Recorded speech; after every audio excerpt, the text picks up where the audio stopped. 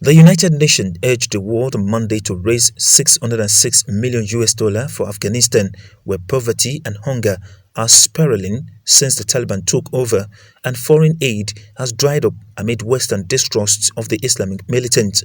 Even before the Taliban seizure of Kabul last month, half the population, or 80 million people, was dependent on aid.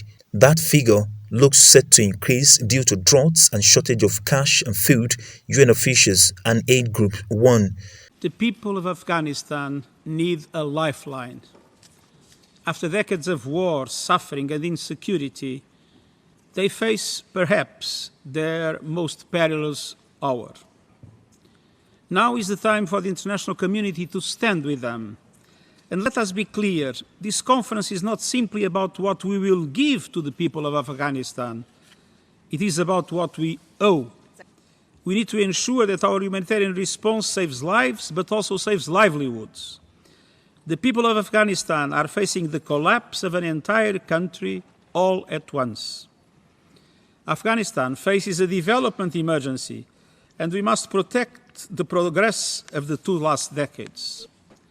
Today, 1 in 3 Afghans do not know where their next meal will come from. The poverty rate is spiraling, and basic public services are close to collapse. Hundreds of thousands of people have been forced to flee their homes, and at the same time, Afghanistan faces a severe drought, the second to hit the country in 4 years. Many people could run out of food by the end of this month, just as winter approaches. And of course, COVID-19 continues to stalk the country. An abrupt end to billions of dollars in foreign donation following the collapse of Afghanistan Western-backed government and the ensuing victory of the Taliban has heaped more pressure on UN programs.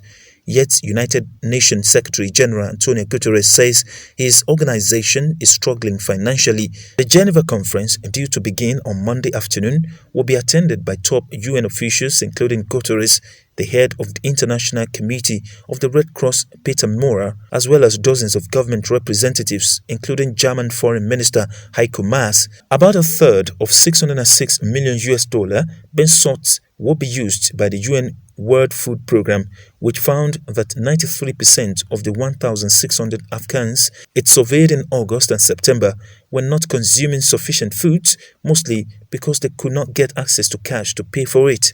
The World Health Organization, another UN agency that is part of the appeal, is seeking to shore up hundreds of health facilities at risk of closure after donors backed out.